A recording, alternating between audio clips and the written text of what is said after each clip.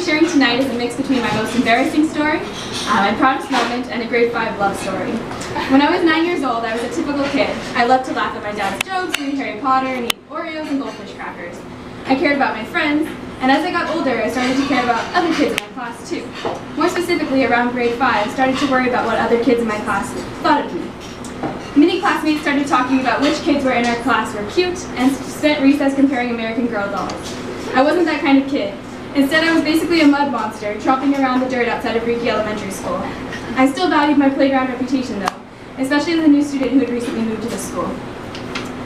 One spring day after school, I was tested to maintain my playground reputation I had worked so hard to build up. This wasn't an average day though, this was the day of the school carnival. I had looked forward to this day for so long. At the carnival I could win candy bracelets and stuffed animals, and spend all evening competing for tickets in the sun. Also, more importantly, I could spend time with my crush, Chris Horton, who was the nicest classmate in the 5th grade. I hoped he'd see something in my skee-ball talents, or that I would get to win a cake at the cakewalk and share a slice with him. Either way, it would be a great night. As 5th graders, my classmates and I ruled the school, and we were excited to celebrate coming to the end of the academic challenge that was 5th grade, with its recorder practice for music class and its multiplication tables. You may think this evening sounds perfect for a 5th grader, but it gets better. This is also the day of the annual Scholastic Book Fair. Scholastic book fairs were my favorite thing as an elementary schooler. Our usually dull library transformed into the best kid-focused bookstore ever, which sold every piece of quality literature I had ever heard of, from Captain Underpants to Judy B. Jones. I was so excited to explore its shelves and planned to stop by after winning at the duck pond.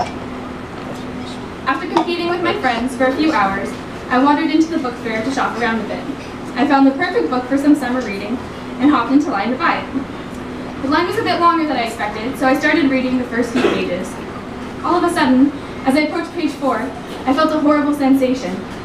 I hadn't felt it in years. My cheeks turned bright red and my legs were warm. I realized I was peeing in the library, surrounded by my classmates and their parents.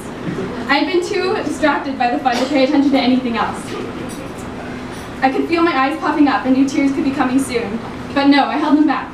The only thing worse than peeing yourself in 5th grade would be peeing myself and then going back to the carnival with tears on my cheeks. I made eye contact with the book fair cashier, dropped my book on the ground, and ran to the bathroom. I had to find a way to hide this disaster so that my 5th grade classmates and Chris Horton wouldn't find out.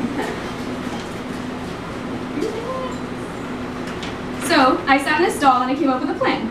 I realized the only way my friends would find out was if they saw the change in color and textures on my jeans. If only there was a way to make the spot fade out or blend into the rest of my pants. I waited until the bathroom was empty and then left my stall and walked out, or more like waddled, my way to the sinks. I tried splashing some water on myself, but it just seemed to make the spot larger. Then suddenly I thought of a solution. It was a warm day in Portland, and I remembered that the sprinklers had been turned on outside to keep the grass hydrated. I was known as a kid who couldn't handle heat very well, so it would make total sense for me to run into the sprinklers to cool off. And no one would care that I went in with all my clothes on, right? Yes, this is going to work. And Chris Horton would see how spontaneous and fun I was, running around in the water. So I went for it. I ran as fast as I could down the hall and outside into the sprinklers. 20 seconds later, I was completely soaked, laughing like crazy as well. My friends, including Chris Horton, approached to join me. Wow, I couldn't believe it. No one had seen my mess besides the book fair cashier, and now my friends and Chris Horton were dancing around under the water with me, enjoying each other's company. I was feeling great. I stayed at the fair for a few more hours, drying off. Eventually, I gathered up the courage to return to the library and rescue my book of choice. As the eager but exhausted parents began to clean up the event, I chatted with Chris Horton for around 20 minutes, the longest conversation we'd had so far. Soon after, my parents called me to head home.